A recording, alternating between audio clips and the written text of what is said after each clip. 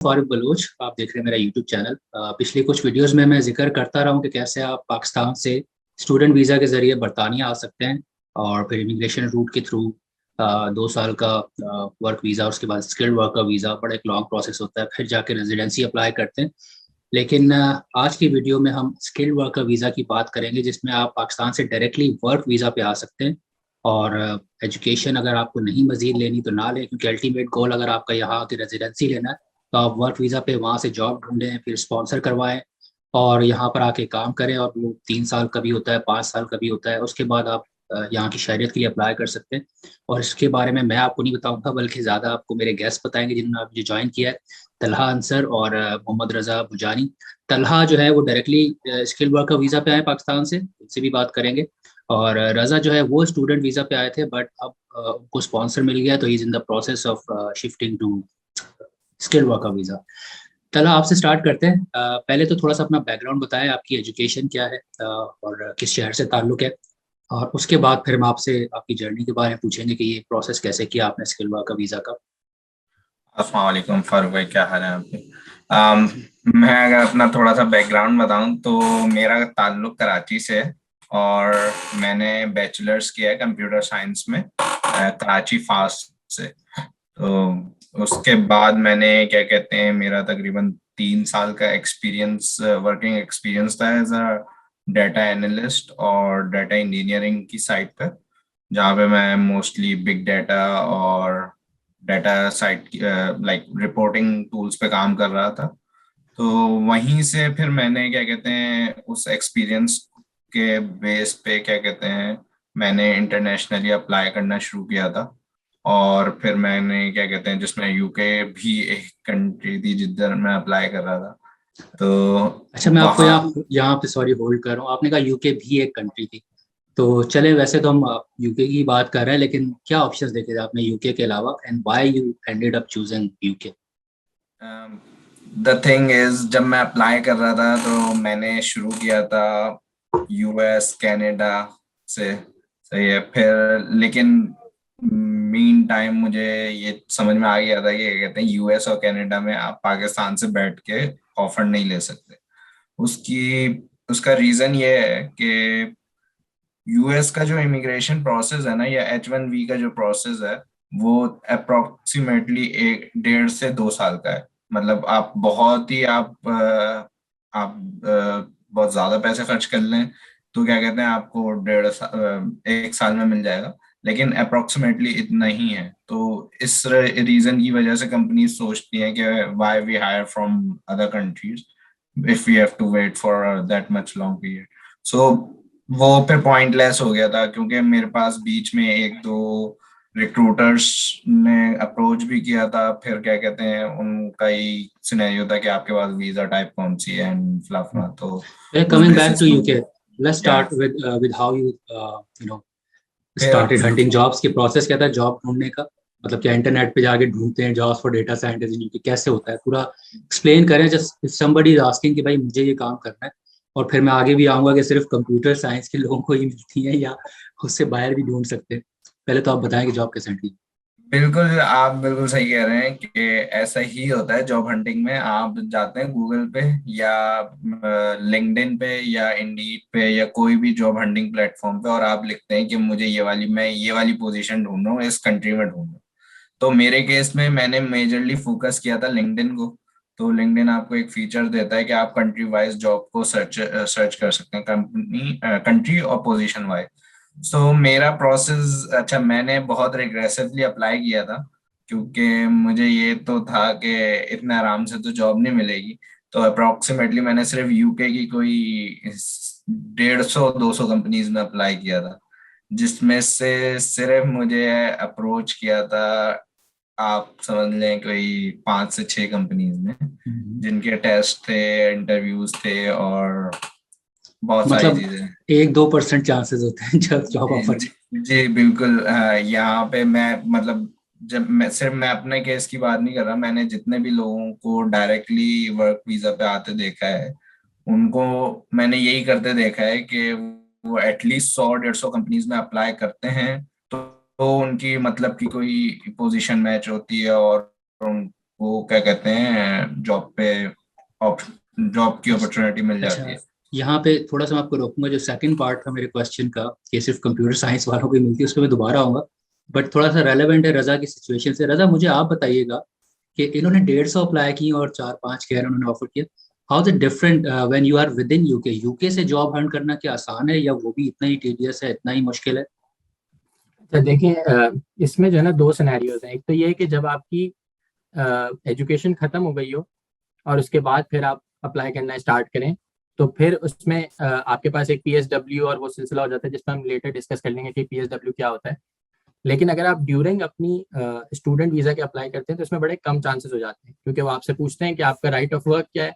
जब हम उनको कहते हैं 20 आवर्स है, तो जो भी प्रॉपर जॉब्स होती हैं वो अमूमन आपको 40 आवर्स के लिए हायर करती होती हैं।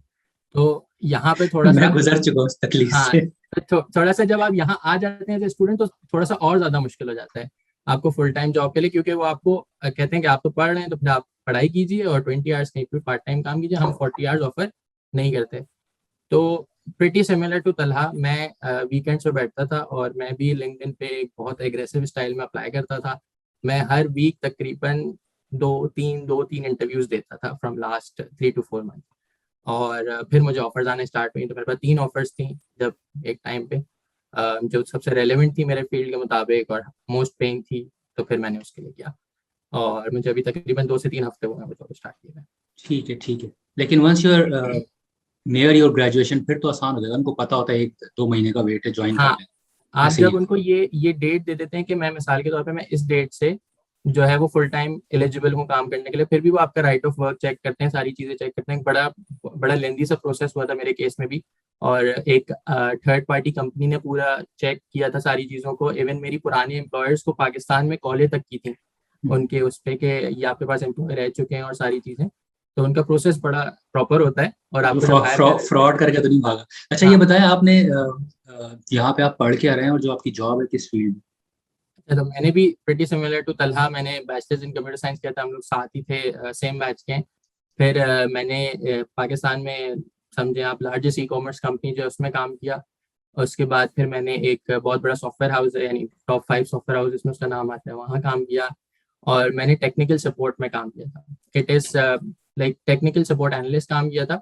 It's not completely an analyst job, ना ही डेवलपमेंट की जॉब है। इसमें प्रोग्रामिंग नहीं करते, ना ही आप कंप्लीटली एनालिस्ट होते हैं। ये एक बीच की जॉब है जहाँ पे आप कस्टमर फेसिंग भी करते हैं और आप अपनी प्रोडक्शन टीम के साथ भी बात करते हैं। That is the middle person जो कस्टमर को भी फेस करता है और पीछे फिर जाके वापस अपनी डेव टीम को भी बताता है कि यार हमें इसमें ये चेंजेस करने ठीक चाहिए है। और वो सब। अच्छा, आप दोनों मुझे ये बताएं बारी बारी कि obviously you both belong to computer science. अब मैं जर्नलिस्ट हूँ मुझे भी अंदाजा हो रहा है। मैंने पिछले आई थिंक 1.5-2 महीने मैंने इतने इंटरव्यूज दे दिए हैं, और फाइनल स्टेजेस तक भी गया हूँ कहीं कहीं। लेकिन ऑब्वियसली चैलेंजेस हैं, बहुत कंपेटिटिव है, आई अंडरस्टैंड। बाज़ औक़ात एक एक जॉब के लिए 4-4, 5-5 इंटरव्यूज और फिर असेसमेंट्स भी होती हैं। तो ये बताएं कि क्या कंप्यूटर साइंस वालों के ऑड्स ज़्यादा हैं एक जॉब ऑफर सिक्योर करने के लिए? क्योंकि हर चीज़ में अब टेक्नोलॉजी आ चुकी है। बिजनेस कोई भी हो, उसमें टेक्नोलॉजी एस्पेक्ट ज़रूर है, तो वैकेंसीज होती हैं। जो लोग आईटी साइड या कंप्यूटर साइंस का बैकग्राउंड नहीं रखते, आपका जो सर्कल है फ्रेंड्स का, सोशल सर्कल, या जहाँ आप यूके में रह रहे हैं या जहाँ पर आप आए हैं तलब, कोई ऐसे आपको लोग मिले हैं जिन्होंने इसके अलावा दूसरी फील्ड्स में स्किल वर्कर वीज़ा लिया और यहाँ पर आ गए हो जॉब पे, तो यहाँ आने के बाद ले लिया हो? और क्या चांसेस होते हैं? मैंने अभी तक तो कोई ऐसा सिनेरियो नहीं सुना जहाँ पे आईटी की डोमेन से हट के क्या कहते हैं लोगों को ऑफर्स हुई हों और वो आए हों। लेकिन एक मेरा एक यहीं का एक दोस्त है, वो एज अ मैकेनिकल इंजीनियर उसने यहाँ पे पढ़ा था और उसको फिर एक कंपनी में जॉब मिल गई थी। और एक केस मैंने ये सुना था कि एक जैसे मैंने रिग्रेसिवली अप्लाई किया था, एक मेरे दोस्तों में ही एक दोस्त है, वो उन्होंने इलेक्ट्रिकल इंजीनियरिंग के लिए अप्लाई कर रहे थे वो। तो उनको कुछ कंपनीज ने क्या कहते हैं रिस्पॉन्ड बैक किया था, लाइक के उनकी सीवी आगे प्रोसेस हुई थी, लेकिन फिर बीच में बात कहीं गुम हो गई। लेकिन क्या कहते हैं कंपनीज रिप्लाई करती हैं इफ अगर आप आई थिंक, क्योंकि अगर आप यूके की वो देखें आफ्टर ब्रेक्सिट सिनेरियोज देखें तो हर फील्ड में ही जो है वो रिक्वायरमेंट बिल्ड हुई है। हेल्थ सेक्टर में बहुत रिक्वायरमेंट है, इसमें वीडियो भी कर चुका हूँ। इनको नर्सेज बड़ी चाहिए यहाँ पे, कि वो सारी इधर से इटली स्पेन वगैरह से करते थे सिक्योर, सॉरी प्रोक्योर करते थे। अब वो ऑब्वियसली ब्रेग्जिट की वजह से मुश्किल हो गई। और मेरे ख्याल में इसमें, अगर मैं गलत नहीं हूँ, आप लोग मुझे करेक्ट कीजिएगा, इनकी बाकायदा ये पब्लिकली अवेलेबल है सारी इन्फॉर्मेशन की कौन सी फील्ड ज़्यादा डिमांड में। IT is of course one of the top fields. ये मैंने नोट किया है, शायद टीचर्स की भी यहाँ पे ज़रूरत है, हेल्थ केयर वर्कर्स की ज़रूरत है, but obviously accountants, lawyers, engineers, ये तो टॉप प्रोफेशंस होते हैं। रजा, आपकी क्या ऑब्जर्वेशन है इसमें रिगार्डिंग मैं अदर फील्ड्स? एक बात ऐड करना चाहूंगा। बात तो मैंने यही सिनेरियो देखा है, लेकिन आपका जो एक्सपीरियंस होता है ना, ये बहुत इंपॉर्टेंट रोल प्ले करता है, जो आप पाकिस्तान से लेके आ रहे हैं दोनों केसेस में। अभी तक तो ऐसा नहीं लग रहा मुझे। मैं आपको बताऊं ये सही बात, कि मैंने ऐसे लड़के भी देखे हैं जो बैचलर्स के बाद, जिनको फॉरेन से होता है ना कि बस हम यूके पहुंच जाएं, तो बैचलर्स करके वो डायरेक्टली आ गए, उनका कोई पाकिस्तान में एक्सपीरियंस नहीं था। 1.5 साल से आईटी की फील्ड में, रोबोटिक्स के अंदर इंजीनियरिंग यानी कर चुके हैं, ग्रेजुएट भी हो चुके हैं, पीएसडब्ल्यू पे आ चुके हैं, बट वो अभी तक रेस्टोरेंट में काम कर रहे हैं।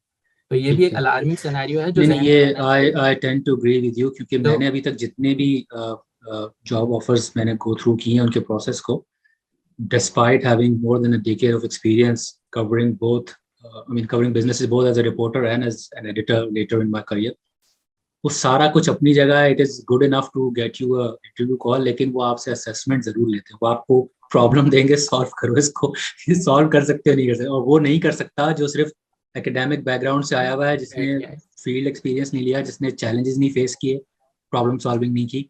अच्छा, आपने पीएसडब्ल्यू का जिक्र किया, we will come go back to the skilled worker visa, लेकिन मैं थोड़ा सा इसको समराइज भी कर दूं कि एक तो जो पिछली वीडियोस में भी बात करता रहा हूँ, जो रजा का केस है या मेरा केस है, खैर I am right now not in the process of securing a job. मैं अप्लाई कर रहा हूँ, मेरे पास इसका स्पॉन्सर नहीं है, रजा के पास स्पॉन्सर है, he is in the process.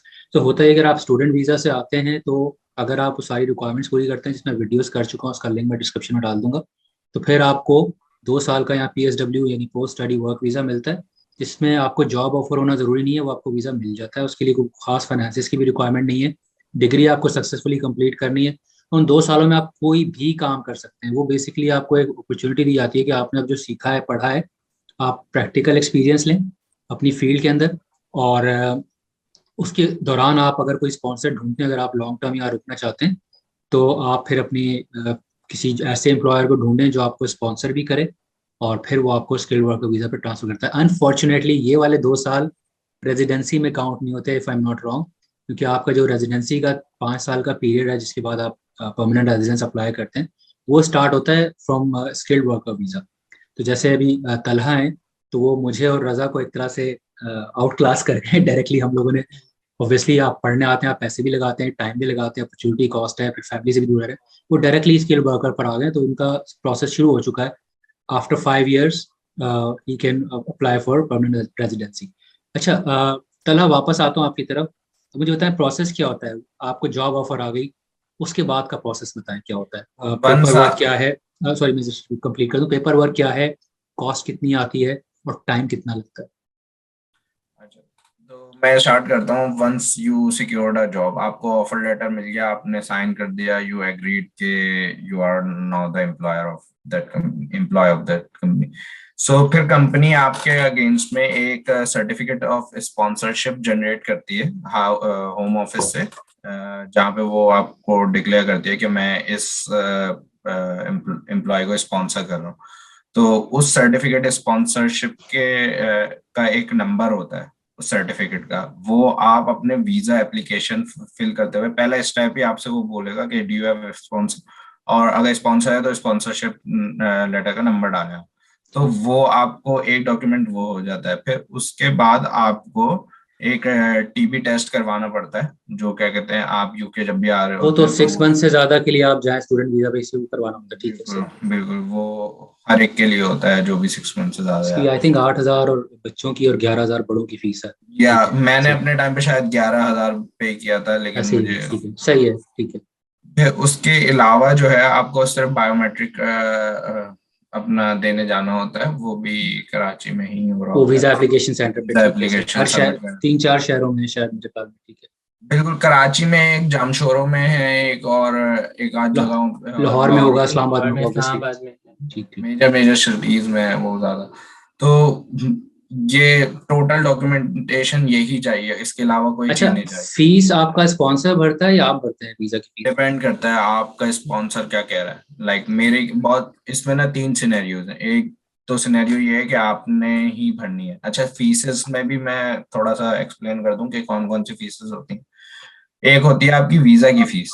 तो ये आपका 5 साल का जो वीजा इशू होगा उसकी फीस होगी, वो रिलेटिवली कम होती है दूसरी फीसेस के मुकाबले।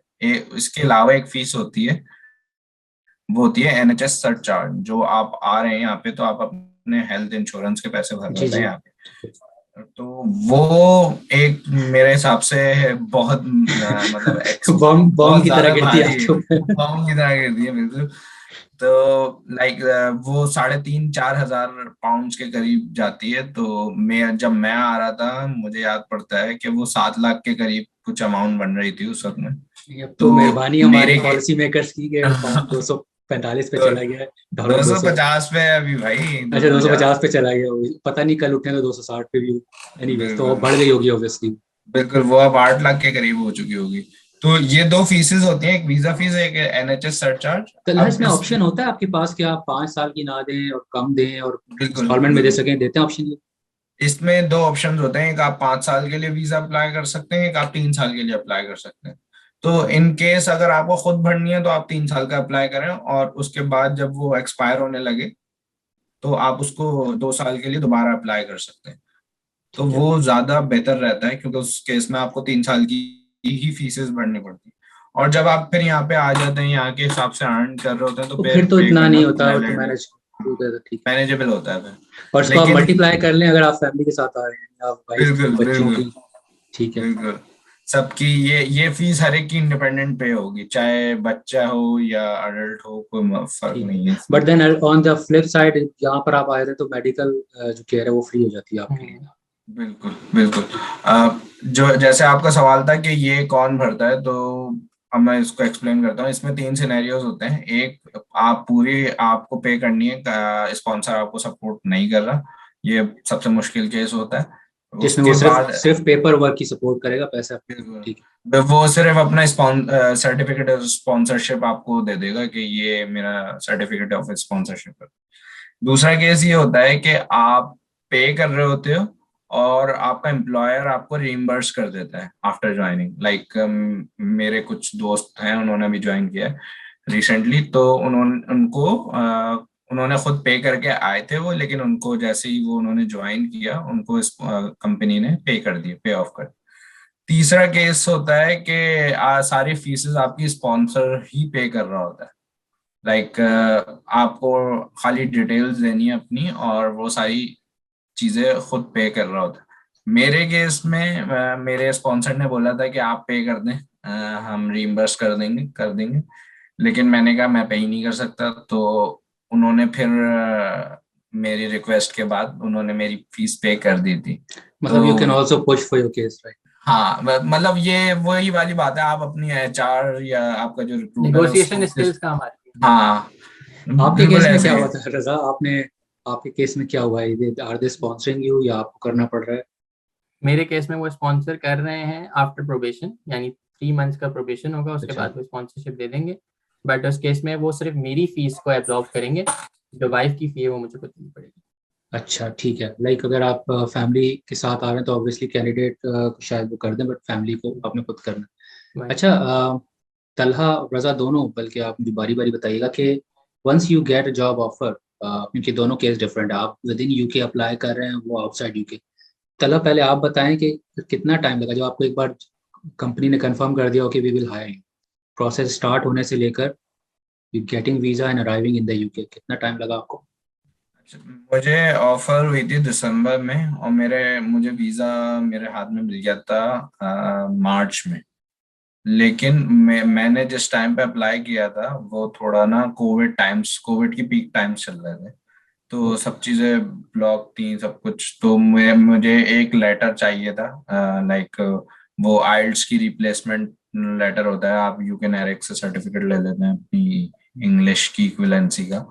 तो वो मेरा लेटर ट्रांसपोर्ट होने में उसको 2.5 महीना लग गया था। अदरवाइज अगर आप नॉर्मल प्रोसेस देखें, अगर आज आप एप्लीकेशन फॉर्म भरते हैं और बायोमेट्रिक सबमिट कराते हैं तो करंटली जो है 7 से 8 हफ्ते में आपको वीजा मिल जाता है। सही। लेकिन ये भी यूक्रेन और रशिया की वॉर का इम्पैक्ट है, अदरवाइज 3 हफ्ते में आ गया था मेरा वीजा। ठीक ठीक ठीक। सो अगर आप लैग के साथ भी देख लें तो 2 मंथ्स आप जहन में रखें अपने कि ये इतना प्रोसेस है। रजा, आपका कितना टाइम लग रहा है अभी जब आपने स्टार्ट किया? ऑब्वियसली आपका कंप्लीट नहीं हुआ प्रोसेस, बट क्या एक्सपेक्टेशन है, कितना टाइम लगता है यहाँ से? नहीं देखें, स्टूडेंट वीजा का मैं तो बता सकता हूँ जो मेरी लगी हुई है अभी, और मैं अभी उसी रेसिडेंस परमिट पे हूँ। बट जब ये अप्लाई होगी 3 महीने के बाद तो फिर ये एक अच्छा, आपने अभी अप्लाई नहीं किया, अभी सिर्फ अच्छा, कंपनी से बात हुई? ठीक है। हाँ, स्टूडेंट वीजा का भी मैं थोड़ा सा बता दूं कि जितना आपका ड्यूरेशन ऑफ कोर्स होता है, जैसे मिसाल के तौर पे आपने सितंबर से स्टार्ट किया और सितंबर में खत्म कर रहे हैं, तो वो आपको 4 महीने ऊपर देते हैं। देते तो ठीक है। आपके पास एक एडिशनली 1 साल और 4 महीने आपके पास ऊपर होते हैं। तो टेक्निकली 2 ऑप्शंस हैं, या तो आप उसी के अंदर with in the student visa आप स्पॉन्सर जॉब लेके स्पॉन्सर पे शिफ्ट होते हैं, जो कि एक बहुत मुश्किल केस होता है। या दूसरा ये कि आप 2 साल का पीएसडब्ल्यू खुद से अप्लाई करें, जिसकी तकरीबन फीस एक अच्छी वो खासी अगेन अमाउंट चली ठीक ठाक जाएगी, अमाउंट है। और फिर उसके बाद उस ड्यूरेशन के अंदर आप स्पॉन्सर ढूंढ लें। तो इन दिस केस ऐसा होगा कि मेरा स्टूडेंट वीजा में ही हो जाएगा, लेकिन ये है कि ये प्रोसेस प्रोबेशन कंप्लीट होने के बाद होगा। तो 3 मंथ्स के बाद होगा। ठीक ठीक है। अच्छा, सो अगेन यहाँ पर जो कॉस्ट आ रही है वो कितनी आ रही है फ्रॉम विद इन यूके? आपके सर पे कोई है कॉस्ट? ये कॉस्ट ऑफ लिविंग पूछ रहे हैं आप? नहीं नहीं नहीं, इस पूरे प्रोसेस की कोई कॉस्ट आ रही है आपके सर पे? नहीं, टोटल कंपनी कर रही है। लेकिन हाँ, अगर मैंने आप मैंने तो बताया ना कि तो ठीक है, वाइफ का कितना आ रहा होगा एक्सपेंस? वाइफ का एक्सपेंस मेरे ऊपर आएगा, बट जो मेरा है वो कंपनी अब्जॉर्ब करेगी, वही तो सेम वाइफ फी। वो 3 साल की 3 या 5 साल की जो हेल्थ सरचार्ज देनी है वो, हम्म, और साथ में आपके वीजा फीस जो होगी वो होगी। बिल्कुल। ठीक है ठीक है। अच्छा, अब चलो थोड़ा सा जॉब के बारे में बात करते हैं। ऑब्वियसली आप दोनों ही काम कर रहे हैं regardless of where you are in process. मुझे ये बताएं कि जॉब मार्केट कैसी है? आने के बाद आपको एडजस्टमेंट में कोई मुश्किलात आ रही हैं? ऑब्वियसली हम we come from a different culture, हमारे वर्क एनवायरनमेंट जरा ढीला है, लेट लतीफ़ है, अफसरशाही चल रही है। और वहाँ पे अगर आप काबिल आदमी हैं तो थोड़ी सी होती है, अब अय्याशी करने का मार्जिन होता है। यहाँ पर तो आपको पता है, जरा आपने नखरा दिखाया, 10 बैठे हैं लाइन में तो आपको रिप्लेस करने की। सो कितना कंपेटिटिव है और वर्क एनवायरनमेंट कितना डिफरेंट है पाकिस्तान से? थोड़ा सा इसके बारे में बताएं। चलो आप पहले मैं बताएंगे। ओके, चलो मैं शुरू करता हम्म, हूँ। अगर आप लाइक वर्क एनवायरनमेंट की बात कर रहे हैं तो वर्क एनवायरनमेंट, मैंने पाकिस्तान में ऑफिस से काम करता था, यहाँ पे मैं 100% घर से काम करता हूँ। तो उस पे तो डिस्कशन इतना वैलिड नहीं बनेगा, लेकिन हाँ, हाँ ये हम बात कर इंटरेक्शन तो सकते हैं होती है ना आपके कि को वर्कर्स के साथ? इंटरेक्शन तो हाँ, होती है। इंटरेक्शन में कोई वो मतलब प्रोफेशनल इंटरेक्शन ही होती है यहाँ पे भी। लाइक जैसे हम पाकिस्तान में किसी अपने एम्प्लॉय या कुलीग से बात कर रहे होते हैं, वैसे ही होती है, कोई ऐसा इशू नहीं है। इफ इट जस्ट दैट आपको यहाँ पे इंग्लिश में बात करनी पड़ती है, क्योंकि यूरोप से भी लोग बैठे हैं, अमेरिका से भी लोग बैठे हैं, तो मल्टी रीजनल टीम्स बैठी हुई हैं, तो वो बहुत, उनमें भी बहुत सारे लोगों को क्या कहते हैं, इंग्लिश थोड़ी मुश्किल से समझ में आती है। हम जब यहाँ पाकिस्तान से यहाँ आते हैं तो हमारी रिलेटिवली बहुत अच्छी इंग्लिश होती है, मतलब हम अपने आप को अंडर एस्टिमेट करते हैं, लेकिन हमारी बहुत बेहतर इंग्लिश होती है अगर आप यूरोप के लोगों से कंपेयर करें। लेकिन अगर आप ऑफिस आवर्स और वर्क टाइमिंग की बात करें तो इनका यहाँ पे फंडा क्लियर है कि आपने 9 to 5 काम करना है, और वही आपके ऑफिस आवर्स हैं। उसके अलावा ना आपको कोई तंग करेगा, ना कोई आपको मैसेज करेगा, और ना कोई ये पसंद करेगा कि आप किसी को मैसेज करें। ठीक। तो उस लिहाज से तो ये चीज बहुत अच्छी है। लाइक मुझे आ, कोई 1 साल से ऊपर हो गया जॉब करते हुए यहाँ पे, और कभी मैंने लेट सेटिंग नहीं करी यहाँ पे, या कभी ना मेरे मैनेजर ने मुझे ये बोला कि ये काम क्यों नहीं हुआ है। मतलब क्यों नहीं हुआ है का मतलब कि कोई जस्टिफाइड रीजन होना चाहिए। हाँ भाई, सही। टेक्निकल डिफिकल्टी है तो वो थोड़ा सा ठीक। टाइम टेक कंज्यूम आपके करेगी। अपनी लेजीनेस नहीं होनी चाहिए। ठीक। अपनी लेजीनेस नहीं होनी चाहिए, बिल्कुल। तो वो चीजें काउंट होती हैं, लेकिन ये नहीं है कि भाई आज ही चाहिए मुझे या ये अभी ही होना चाहिए, ऐसा नहीं है। तो एम्प्लॉय को पूरा टाइम दिया जाता है कोई भी टास्क परफॉर्म करने के लिए। और उसके अलावा वैसे भी यहाँ पे एजाइल मेथोडोलॉजी फॉलो की जाती है, मेजरली एजाइल मेथोडोलॉजी फॉलो की मतलब जाती है कि जुगाड़े आनी चाहिए आपको, काम करने का तरीका जुगाड़ स्मार्ट तरीके से करें। जुगाड़े काम आ जाती हैं, लेकिन ये लोग प्रेफर नहीं करते। अगर आपका कोड कहीं जाके दोबारा आपका बग दोबारा रीओपन होता है तो वो बहुत बुरा समझा जाता है कि भाई ये कुछ अच्छा, कॉम्पिटेंसी का ये इशू है। ये आप बहुत ज्यादा डीप चलेगा टेक्निकलिटीज में। हाँ। सो रजा, आप बताइएगा, क्या आप तलहा जैसा ही एक्सपीरियंस है आपका, डिफरेंट है? अच्छा, क्योंकि मैं पाकिस्तान से भी जब काम कर रहा था तो मैं वर्क फ्रॉम होम ही कर रहा था, और मैं जिस कंपनी में काम कर रहा था उसमें डायरेक्टली यूएस, मेरा लाइन मैनेजर डायरेक्टली यूएस में होता था और वो गोरा था, तो मुझे वो वाली चीज़ तो कल्चरल शॉक तो इस तरह नहीं लगा। लेकिन जब यहाँ पे आया तो मुझे हफ्ते में एक दिन रिकमेंडेड है कि मैं जाऊँ ऑफिस।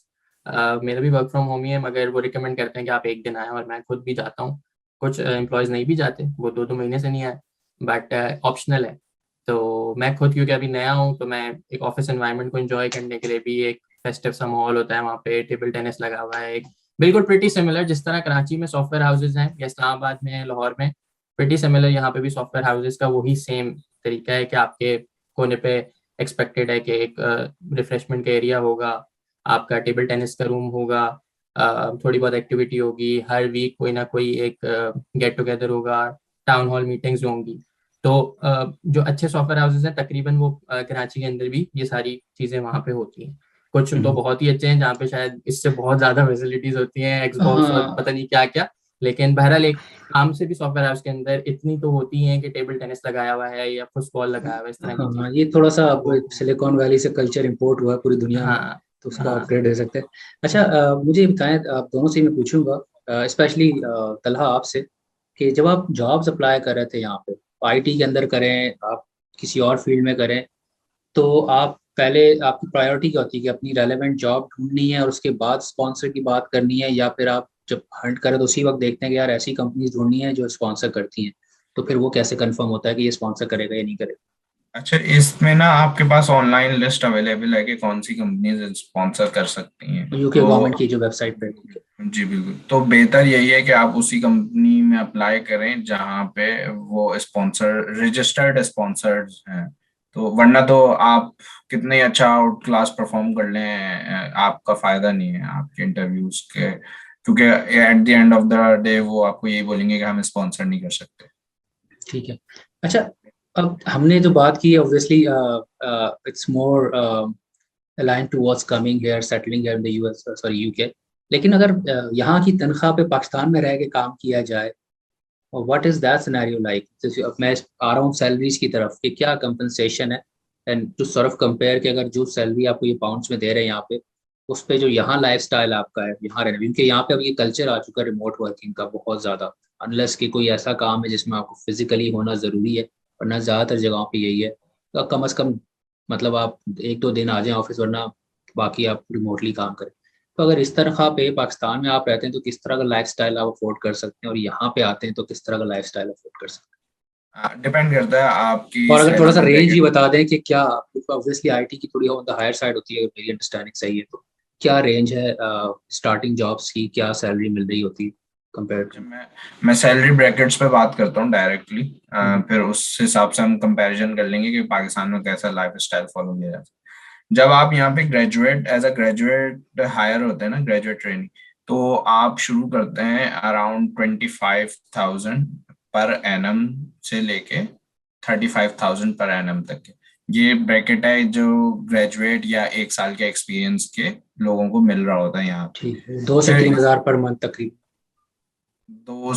2,000 से 3,000, उसमें भी टैक्स कट जाएगा आपका, तो ऑन हैंड आपके पास 1,800 1,900 या ऐसे है, दो ठीक हजार है, आएगा। ठीक है, फेयर तो इनफ। और अगर हम 1,900 या 2,000 यहाँ पे एक सिंगल पर्सन के लिहाज से बात करें तो that's good enough. Like I am not talking about, अगर आप लंदन में रह रहे हैं, लंदन में रह रहे होंगे तो प्रोबेबली आपकी सैलरी भी थोड़ी सी ज्यादा होगी, लेकिन other than London 2,000 is good enough.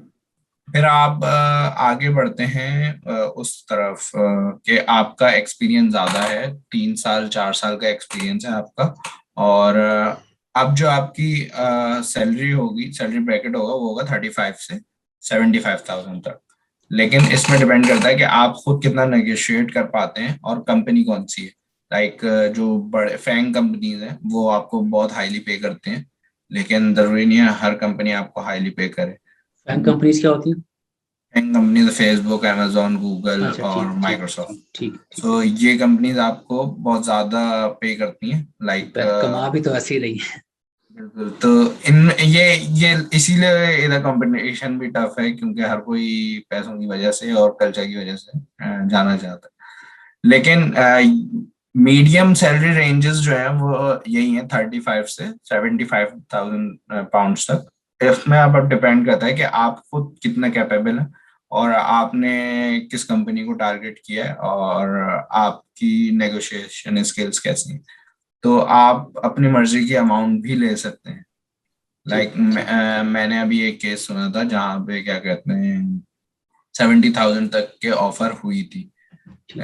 और वो उसका भी एक्सपीरियंस हम लाइक 4 years था। डोमेन थोड़ी सी डिफरेंट थी, लेकिन like so with in software engineering भी डिफरेंट ऑब्वियसली टूल। वो फिर एक्सेप्शंस तो होती है ना, कुछ लोग बहुत ऊपर चले जाते हैं, कुछ बहुत ही बॉटम पे रहते हैं। Raza, what is your take on that? अच्छा, जब आप निगोशिएशंस कर रहे होते हैं ना, तो उसमें एक बहुत बड़ा रोल ये आता है कि आपका वीजा स्टेटस क्या है। अच्छा, जो बंदा वहां से डायरेक्टली आ रहा है उसको तो बिल्कुल एक क्लियर माइंड में होता है कि मुझे तो आना ही अगर है तो उस पे आना है। जो यहाँ कम पे पे आ होता है, जाऊं, ठीक है, सही। जो मेरा केस था, तो मेरे अंदर मुझे ये था कि मुझे अभी जॉब एक्वायर करनी है, क्योंकि मेरे पास आगे PSW का भी ऑप्शन है ना। तो मैं हम्म, स्पॉन्सरशिप अभी उनसे बात नहीं करूंगा, मैं जो भी जॉब मिल रही है फर्स्ट उस पर वो ले लूंगा, और फिर स्पॉन्सरशिप वो हम देख सकते हैं, क्योंकि मेरे पास 2.5 साल है अभी उसको हम्म, डिसाइड करने के लिए कि हम स्पॉन्सर पे कब दें। तो फॉर्चुनेटली मुझे स्पॉन्सरशिप तो मिल गई, लेकिन जॉब रेंज यानी कि it's on the minimum side initially. और उसकी बेसिक मेजर वजह वजह यही है कि मैं स्टूडेंट वीजा पे हूँ, और वो स्टूडेंट पे मुझे और अच्छा, इसमें एक और मजे की बात बताऊँ, अभी उन्होंने मुझे अभी अपना परमानेंट एम्प्लॉय नहीं बनाया है, मुझे ठीक कॉन्ट्रैक्ट बेस्ड एम्प्लॉय बनाया है टिल 30 जनवरी 2023, ठीक यानी जब तक मेरा वीजा वैलिड है। ठीक है। वो आपको शुरू में आपके वीजा तक ही देंगे, क्योंकि उनको ऑफिशियली अलाउड ही नहीं है कि आपका जब वीजा 2023 के जैन में खत्म हो रहा है तो हम आपको परमानेंट नहीं रख सकते, हम आपको जी, कॉन्ट्रैक्ट बेस रख रहे हैं। और ठीक। विद इन दैट टाइम अब वो परफॉर्मेंस पे डिपेंड करता है हाँ, कि आपको वो अगर वो कहेंगे मुतमईन होते हैं तो ठीक है, सही डब्ल्यू है। ले लें या आप स्पॉन्सर बने या हम कुछ भी नहीं कर रहे।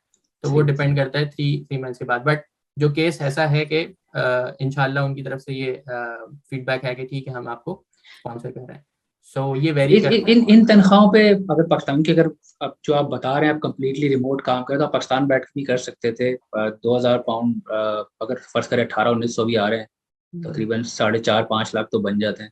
तो डू यू थिंक, क्योंकि ये भी तो एक ऑप्शन हो सकता है, अगर आप रिमोट ही काम करना है तो फैमिली के पास रहें, पैसे भी कमा रहे अच्छा, ये टेक्निकली पॉसिबल नहीं है, इसको तलहा सेकंड करेगा, क्योंकि आपको यहाँ पे रहना जरूरी है। आपकी टैक्स जो है वो यहीं पे कटेगा। आप नो लेस देन 183 डेज यहाँ नहीं, यानी आपको रहना जरूरी है। और इवन हैं। तलहा की जॉब में तो शायद इस तरह भी कुछ है कि क्लॉज के आप पाकिस्तान से काम नहीं कर सकते। तलहा आप इसको ओह, आई सी। बताएं क्या जी, है तला क्या नहीं। बताइए। मेरे तो एम्प्लॉयर मुझे बोलते हैं कि आप वर्क फ्रॉम पाकिस्तान नहीं कर सकते, क्योंकि यहाँ पे टैक्स लॉज हैं, वो आपको आई सी आई सी आई सी। रेस्ट्रिक्ट करते हैं कि आप एट मोस्ट 1 मंथ से ज्यादा पाकिस्तान यूके से बाहर काम ही नहीं कर सकते। तो वो तो फिर जो जो है वो आई थिंक फ्रीलांसिंग में होता होगा शायद, क्या फ्रीलांस के तौर पे कर लेते वो यूएस बेस्ड कंपनीज होती हैं जो हम्म। आपको बोलते हैं कि आप वर्ल्ड वाइड कहीं से भी बैठ के काम करें। लेकिन यूके रिमोट का मतलब होता है, मतलब जो यूके में रिमोट जॉब्स है, उसका मतलब ये है कि आप विद इन यूके कहीं से भी बैठ के काम कर सकते हैं।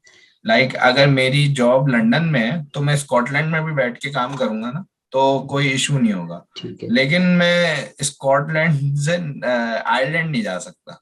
ठीक ठीक। अच्छा, यूके में रहना है। Alright, very well explained. अच्छा, हम अब मेरे ख्याल में इसको क्लोज करने की तरफ लेके जाते हैं।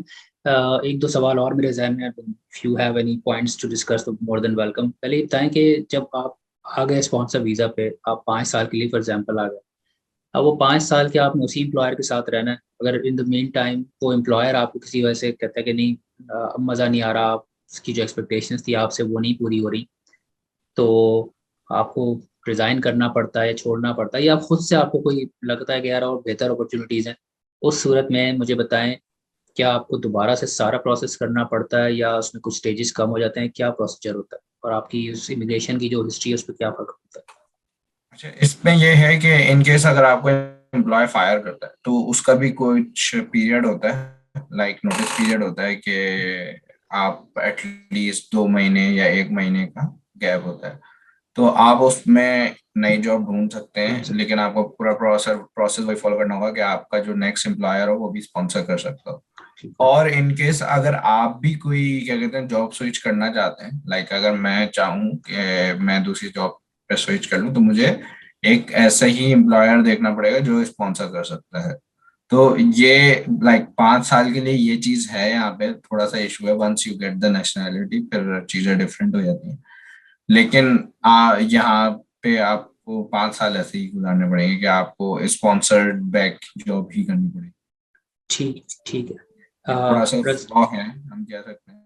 ठीक है सर। और ये जो 5 साल का पीरियड है, ये बेसिकली आप चाहे 4 एम्प्लॉयज हो, तीनों फर्क नहीं पड़ता as long as you complete 5 years? जी जी बिल्कुल। एज लॉन्ग एज आप वर्क वीजा पे 5 साल यूके में रहे हैं तो आप एलिजिबल होते हैं आगे फर्दर प्रोसेस। ठीक है रजा, मुझे ये बताएं कि रीलोकेशन के हिसाब से, खैर आप स्टूडेंट वीजा पे आए थे पहले, बट अगेन रीलोकेशन तो सेम ही होती है अगर फैमिली को लेकर आना है तो इसमें यहाँ पर आके घर ढूंढना, ऑब्वियसली आप बता रहे थे कि आपकी शायद जॉब लंदन बेस्ड है लेकिन आप रहते बाहर है, तो ये कितना हेक्टिक प्रोसेस है और why one should do it, कि इससे कॉस्ट जो है आपकी उसमें कितना फर्क आ जाता है, इसको थोड़ा सा एक्सप्लेन करें कि अगर आप वाइफ के साथ आ रहे हैं और क्या वाइफ भी काम कर सकती है आपकी या नहीं, ये भी बताइएगा। और साथ में बताएं कि अगर कहाँ रहना है यूके में, क्योंकि जो बंदा बाहर से आ रहा है उसको कुछ नहीं पता होता, लंदन बहुत महंगा है बट ऑब्वियसली यूके बहुत बड़ा है, तो कहाँ रहें।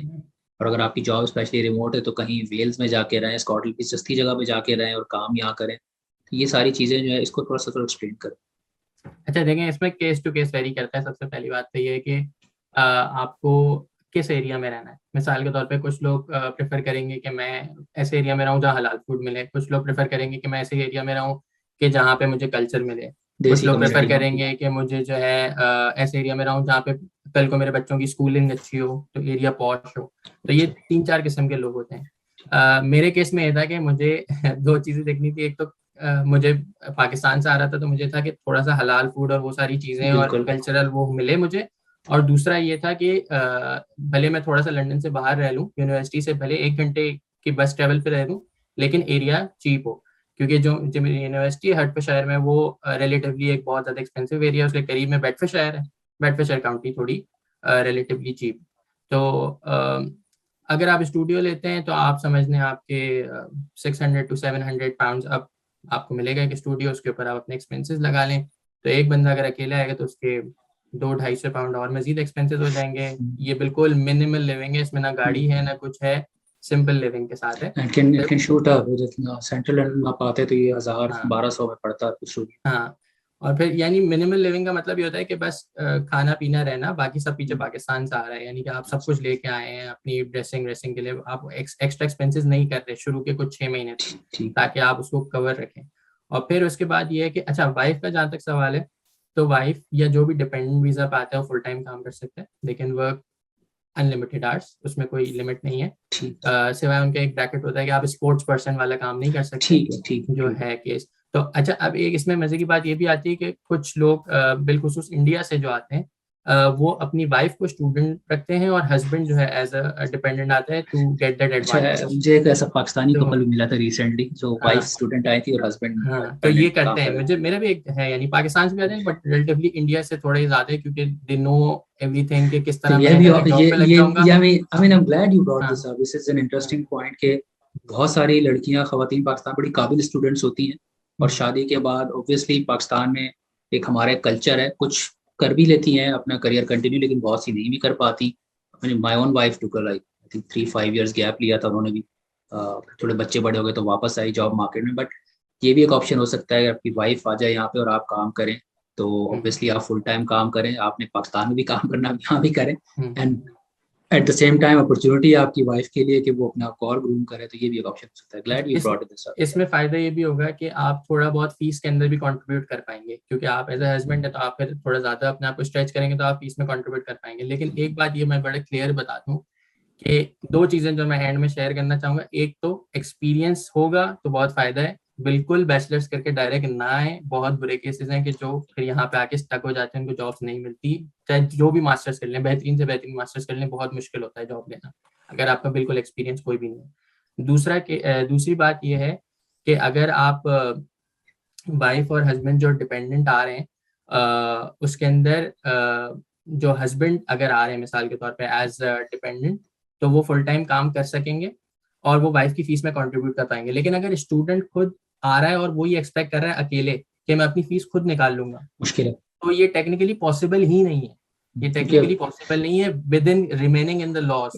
20 आवर्स आवर्स में अगर नहीं कर आप सकते काम आप। सही, करेंगे तो टेक्निकली ये पॉसिबल नहीं है, इल्ला इसके कि वो आप वो जरा इस्तेमाल कर लें जिससे ऊपर हम डिस्कशन नहीं करेंगे। नहीं करेंगे, ठीक है। तो अगर आप 20 आवर्स के अंदर काम करते हैं तो ये टेक्निकली पॉसिबल नहीं है कि आप अपनी फीस खुद निकाल लें। तो अगर आपके पास इतने फंड्स हैं कि आप अपनी फीस दे सकते हैं, लिविंग आप निकाल लेंगे बहुत आराम से, थोड़ा सा बचा भी लेंगे, हाँ हाँ, पर लिविंग आप तो अपनी निकल फीस आती है। नहीं निकाल सकते। ये जो एक जहन में ख्याल कुछ वहाँ पे जो लोग होते हैं वो डालते हैं, यानी एजेंट्स वगैरह, कि आप जाएं और अपनी फीस खुद निकाल लेंगे, लीगल वो बेस में आप कभी भी नहीं निकाल नहीं कर सकते, अपने आप को मुश्किल में डालने वाली बात है। और फिर अगर पकड़े जाएं तो सारा जाहिर है सकते। प्रोसेस, और फिर हमेशा के लिए भी बैन हो सकते हैं। Raza and Talha, thank you so much.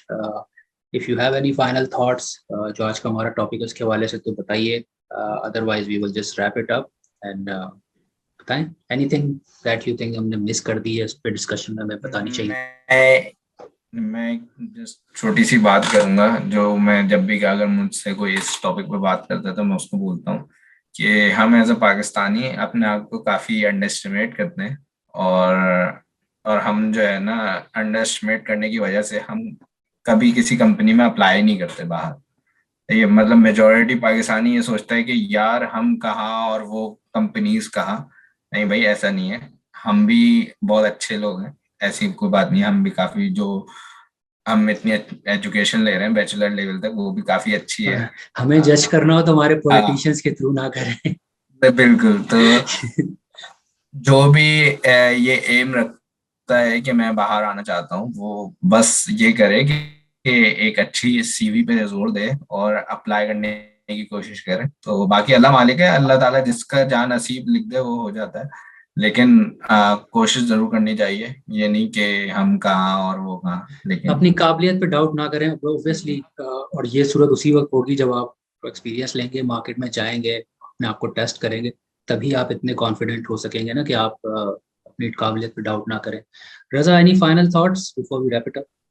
मैं इसी बात को सेकंड करूंगा कि जब आप स्टूडेंट वीजा पे भी आए तो अपनी काबिलियत पे शक ना करें और वेट ना करें कि एंड हो जाएगी ग्रेजुएशन और उसके बाद फिर मैं अप्लाई करूंगा, और यानी एक जहन में तस्वुर ही रख लें कि PSW एक ऑप्शन है। ऐसा नहीं है। मैं आपके सामने मिसाल हूँ, मैंने स्टूडेंट वीजा के अंदर रहते हुए जॉब लिया और भी मेरे पास एक दस केसेस हैं जिन्होंने इस तरह किया है। तो आप ये बिल्कुल कर सकते हैं, और इसमें और इंडियंस वैसे बहुत भी अच्छे हैं, वो दो करते हैं। साल 2 साल बच जाते हैं, आपके पैसे बच जाते हैं अच्छे खासे। पैसे बच जाते हैं तो करें। लोग अप्लाई नहीं करते, वो और जॉब्स के अंदर इतना बिजी हो जाते हैं और यूनिवर्सिटी लाइफ में कि वो अप्लाई ही नहीं करते सिरे से। वो कहते हैं PSW जब आएगा उसके बाद अप्लाई करना शुरू करेंगे, तो that's too late to apply. आपकी ग्रेजुएशन के जब आप करीब हो, आप अप्लाई करना शुरू करें, इंटरव्यूज तो दें, कम से कम एक्सपीरियंस तो लें, बात तो करें, तो आपको एक आप कंफर्टेबल होंगे लोगों से बात करने के लिए। तो इंटरव्यूज को बस लेके बड़ी इंटरेस्टिंग चीज ये है कि ज्यादा से ज्यादा क्या होगा, आप फेल हो जाएंगे बट उस सूरत में भी आपको फ्री का फीडबैक मिल जाएगा ना, बिकॉज क्वेश्चंस पता चल जाएंगे यार क्या पूछे थे, कितनी मेरी नॉलेज है सब्जेक्ट की, कि कहाँ मैं लैग करता हूँ। तो एक तरह का मुफ्त का फीडबैक ही मिल जाता है, तो नुकसान तो नहीं है अगर रिजेक्ट भी होता है। और अगर नहीं होते तो ऑब्वियसली फिर तो वैसे ही गेट थ्रू। चले, thank you so much both of you. और ये वीडियो मैं पोस्ट करूँ अपने चैनल पे, तो कोई क्वेश्चंस आएंगे which are more than welcome obviously. तो जितना मुझे पता होगा मैं दूंगा, but Raza and Talha can also sort of try to respond in your the comment section. और आप लोगों से जल्द दोबारा मुलाकात होगी। अपना ख्याल रखिएगा। अल्लाह हाफिज़।